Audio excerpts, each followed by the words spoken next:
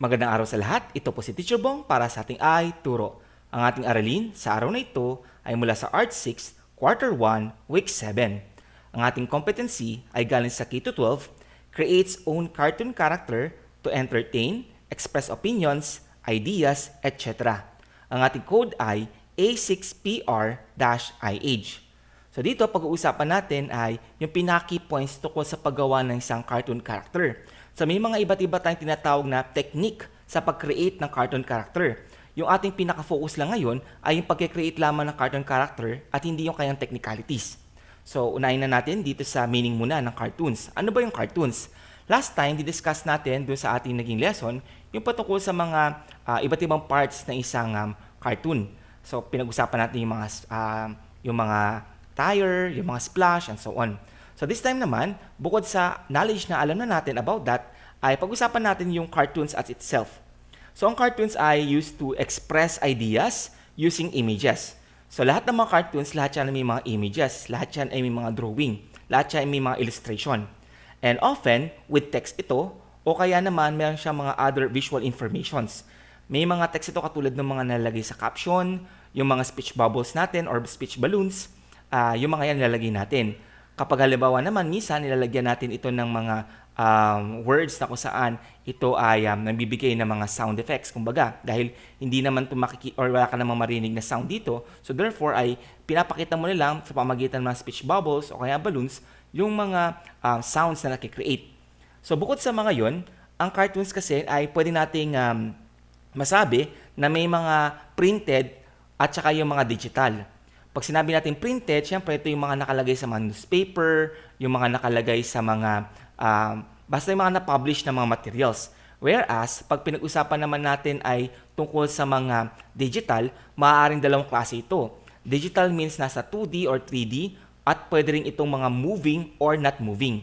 Yung mga nakita natin sa telebisyon na pambata, those are cartoons na kung saan sila ay mga nag-moving. So, kadalasan sila ay very colorful, at saka yung kanilang mga eksena is more on the fun side. Now, meron kasi tatlong klase ng mga print cartoons. Meron tayong editorial cartoons, meron tayong comic strips, at meron din tayong gag panels. So, paano ba ang mga ito? Unahin natin doon sa editorial cartoons. Ano ba ito mga to? Ang editorial cartoons, they are having picture. Sabi nga nila, a picture tells it all. Meron lamang iisang panel, iisa lamang na picture or illustration na kung saan masabi nga natin single panel to, more on symbolism ito. At ang kanyang pinaka-tackle ay tungkol sa mga social issues. Yung mga bagay na mayroong kinalaman sa bansa. At dahil nga sa symbolism ito, mapapakita natin at mapapansin natin na kakaunti lamang yung mga characters na narito. So mamaya i-explain natin doon sa pag-create ng editorial cartoons kung ano ba yung mga tips sa pag-create ng mga ito. So ito ay maaaring maging part ng isang newspaper o kaya ng isang tabloid na kung saan ito ay under sa opinions at saka commentaries. Ito yung mga nakita natin na part ng editorial, katabi o kaya may kinalaman sa editorial writing. So halimbawa, dito sa example natin, no? So tungkol ito dun sa Rice Trade Liberalization Law. Tapos ito yung sa farmers. Kung napapansin ninyo, ay meron lamang siyang isang konsepto, pero kung papansin ninyo din is more of giving a symbolism sa lahat ng bagay. So, dito naman, yung susunod naman natin ay yung comic strips. Ano naman ang mga comic strips? Ang mga comic strips naman, from the word strips, ibig sabihin, dire-diretso itong mga panels, meron itong 2 or more na mga panels. Yung panels, yung mga boxes na kung saan nagbibigay ng eksena ng mga pangyayari, no? So, more on sarcasm ito, at ang pinaka-purpose ito is to entertain o kaya magbigay ng laughter, magpatawa. At ito ay makita rin sa part ng newspaper, kadalasan under the entertainment o kaya showbiz o kaya lifestyle, yung mga na masasabi natin na para lamang mag-entertain o magbigay ng joy sa mga readers. At example nito, hindi ito kay gawa ni Paul Medina, yung sa Pugad Baboy. Yan.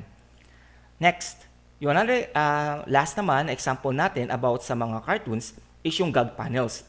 Ano naman kaibahan ng gag panels dun sa mga nauna? Ang gag panels ay kamukha ng editorial cartooning, isang picture lang. Okay? Isang panel lang. Pero, ang kayang difference sa editorial cartooning, hindi siya nagtutalk ng social issue. Maaari o hindi rin maaari na siya ay magbigay ng social issue. Pero more on sarcasm lamang siya or real talk. Yung mga bagay na gagawin niya nakakatawa dahil sa alam naman natin na totoo. And usually, meron itong caption. 'Di ba? Dito sa ating comic strips, napapansin natin, maglalagay tayo ng mga speech bubbles o kaya meron tayo dito na malalagay na ng mga caption. Pero dito, meron din siyang caption. Yun nga lang, ito ay nasa ibaba ng drawing at kadalasan isang sentence o kaya one line. Then, kung papansin natin, kinamukha naman ito dun sa ating editorial cartoons ay wala itong speech bubble. So, yun yung medyo kapareho nila. So, pag pinagsama mo yung idea ng editorial cartooning at saka yung comic strips, makita mo itong gag panels. Now, bigyan natin ng mga tips ang bawat isa. Unahin muna natin sa editorial cartooning. Ano ba yung tips natin sa paggawa ng editorial cartooning kung halimbawa ito yung klase ng cartoon character na pagtutuunan mo o lalagyan mo ng pansin? So, ito yung mga tips. Number 1, maximum of 3 characters in one panel. Sa editorial cartooning, sa mga journalists, alam nila to, na kinakailangan lamang na 3 characters ang pinaka-maximum para hindi masyadong maraming character at hindi masyadong maraming titignan yung mga nagbabasa. Kasi nga, dapat one picture fits all. Ikalawa, exaggerate the feature needed the most. Halimbawa, kung pag-uusapan natin yung kay Duterte, kadalasan ay pinakakalaki masyado yung sa kanyang nose, di ba? O kaya naman kay Gloria Arroyo, minsan nilalagay na medyo malaki yung kanyang anal. Because ang purpose noon is para ma-notify yung feature na to para maging key feature ng iyong character. Now, kung naman gagawa ka ng sarili mong character, syempre dapat ito ay unique, no? Kinakailangan magkakaroon ng exaggeration na isang part ng kanyang body o kaya ng isang capabilities para masabi mo na unique yung character.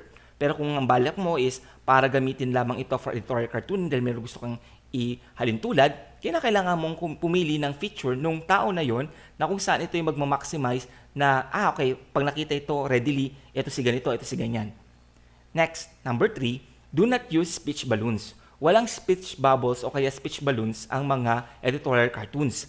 Dahil nga ang pinaka-focus ito is getting the meaning out of the illustration. Getting the context idea of the illustration. So, hindi mo na kinakailangan maglagay ng speech balloons. Although, sa mga ibang mga foreign mga newspapers, makikita natin na meron itong mga speech bubbles. No? Kadalasan, lalo sa mga American newspapers, marami sila. Pero sa atin kasi, normally or nagiging standard na natin na wala. Next, number 4, if your focus is facial expression, kung pinaka-focus mo yung galit, masaya, malungkot, kung ano man yung character, gumawa ka ng mga SD o yung mga superficially deformed. Ano yung sabihin ng superficially deformed? Yung malaki yung ulo, maliit yung katawan. Para ma-maximize mo yung laki ng muka na kung saan magbibigay sa iyo ng maganda expression. Kung hindi masyadong essential yung mga parts ng katawan ng isang character na gusto mong ibigyan ng description, ay i-maximize mo yung head para makita yung facial expression niya. Next, number 5, label only when there are no strong symbol for a character. Halimbawa, dito sa example natin dito, since pwede naman natin lagay na mga bigas. Okay, so understandable naman yan about sa rice. So, hindi naman natin alam kung sino itong nakaupo na to. Kasi pareho yung character, maaaring pareho sila mag-represent ng Juan de la Cruz, which is yung ating common feature na ating mga Filipinos. Pero, anong klaseng Juan de la Cruz to? So, kinilagyan niya ito ng farmers, nilabel niya. At yung ito, yung sako na to, nirepresent niya yung Rice Trade Liberalization Law. Ibig sabihin, kasi kahit ano, pwedeng ito ay presyo ng bigas, o kaya mag-represent ang bigas na kahit ano. So, kinilagyan niya ito, ibig sabihin, ito yung law about that. So, yun yung kanyang paglilabel. Ika-6, cover the entire canvas. So, kinakailangan ay ma-maximize mo yung point-to-point ng iyong picture. Pag sobrang liit niyan, nagiging sayang yung space. Pag sobra naman yan na naka-zoom, ay baka hindi makita agad yung meaning na iyong gustong sabihin. And also, now, proceed naman tayo doon sa ating comic strips. Pagdating naman sa comic strips, ito yung ating mga tips. Ang unang tip natin is, 1, make your character unique. Kinakailangan ng ating character ay kakaiba dahil nga ang ginagawa mo ay comic strips. Ang focus mo is magpatawa o magbigay ng joy sa mga nambabasa or entertainment. Maaaring ito ay maging action story, kamukha ng mga sa Marvels, mga DC, ganyan. O kaya maaaring ito ay maging fantasy, kamukha ng mga sa iba't ibang mga mangas na napapanood natin. O kaya naman maaaring ito yung mga joke or comedy, kamukha dun sa mga sa Pugad Baboy, yung sa mga nakita na sa mga newspapers, yung mga ganyan, no? So, o yung sa mga kay Snoopy, yung Peanut and Company, yan. So, second is exaggerate the feature needed the most. Kung halimbawa ay aso o ang iyong character ay pwede mong i-protrude na masyado yung kanyang ilong para ma-notify mo yung mga magbabasa na yung character mo ay isang aso. So kamukha nung sa case ng kay Snoopy. O kaya naman ay exaggerate mo yung kanyang part ng katawan such as maaari mong ilaki yung tiyan para sabihin medyo mataba o kaya matakaw yung character mo and so on. Kung namang halimbawa ay sa number 3, make the speech balloons readable. Ang kaibahan kasi yung nauna natin na bigkas, yung sa editorial cartooning, yun hindi ka nangangailangan ng speech balloons. Dito, kailangan mo. So, kung readable dapat ang iyong speech balloons, either sa font size at saka sa font style. Baka gumamit ka na old times, o kaya yung gumamit ka ng mga gothic na kung saan talaga maraming mga curves. So, kadalasan kasi, kapag nagdikit-dikit na yung letters, hindi na yan nababasa. So, wag natin gagamitin yung mga font na medyo mahirap basahin, at saka yung mga font na sobrang liit. Kasi nga, importante dito yung dialogue ng mga characters pagdating sa mga comic strip. Pang-apat, know the different parts of comics. So, dapat magkaroon ka muna ng idea kung ano yung tire, ano yung splash, kung ano yung panel, at paano nag-work yung tinatawag natin na flow ng event ng story, paano gumagamit ng mga speech balloons, yung mga ganyang bagay. And the last, stick to your purpose. Kung ang purpose ng iyong comic is magbigay ng katatakutan, dapat syempre yung character mo ay hindi nagbabago yung mukha. Baka mamaya naging siyang nakakatuwa. So nawala yung purpose ng katatawanan.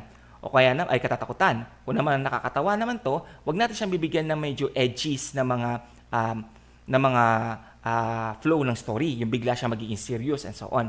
So dapat mag-stick tayo sa purpose ng ating ginawang character. And yung ating last, yung gag panels, na-discuss natin to, na kung saan isang panel lamang to. So ano nga ba yung tips dito? Pagkadating sa gag panels to, okay, gag panels, yan.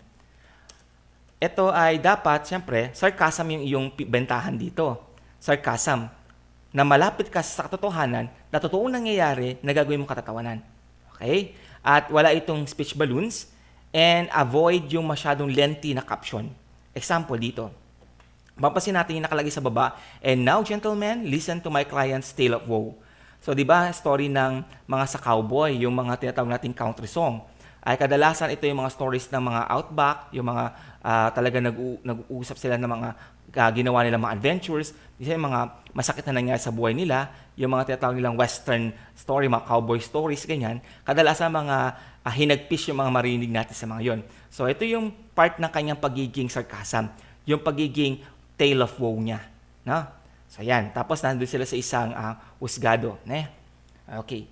So, ngayon, paano naman kung magkikreate ka ng sarili mong cartoon character? At ang cartoon character mo, kadalasan kasi sa cartoon character, ginagamit natin to para sa mga comic strips, sa mga funny things, sa mga entertainment. So, kung gagawa ka ng cartoon character mo, meron ako yung sasuggest sa'yo na 6. So, yung first one is, i-decide mo kung ano yung character mo. Dapat ito ay unique.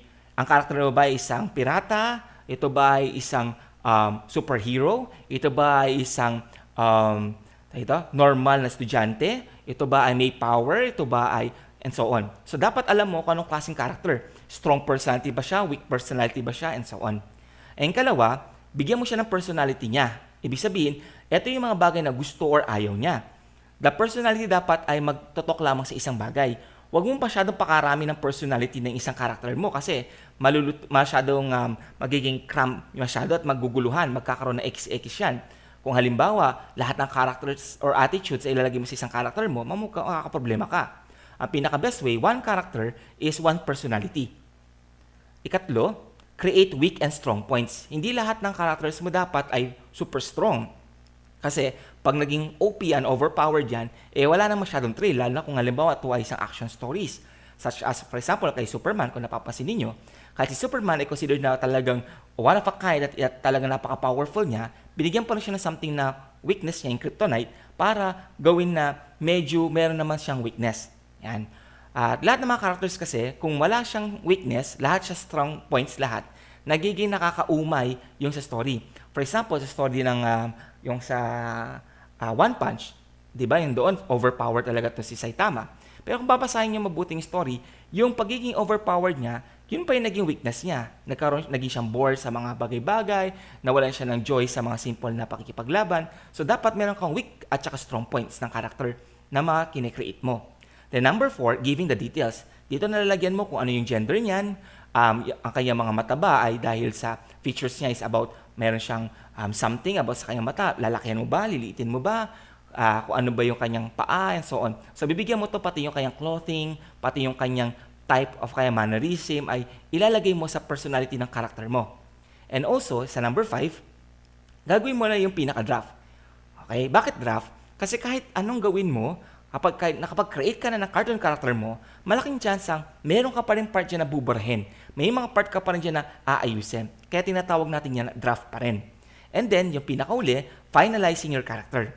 This time, sigurado ka na yung kanyang itsura ay meron siyang tinatawag na nagbi-blend siya doon sa kanyang personality at yung kanyang mga choices of colors, kung may lalagyan siya ng kulay, ay related din doon sa kanyang pagkatao. Dahil hindi po pwede na magkaroon ng tinatawag natin na multiple personality sa isang character.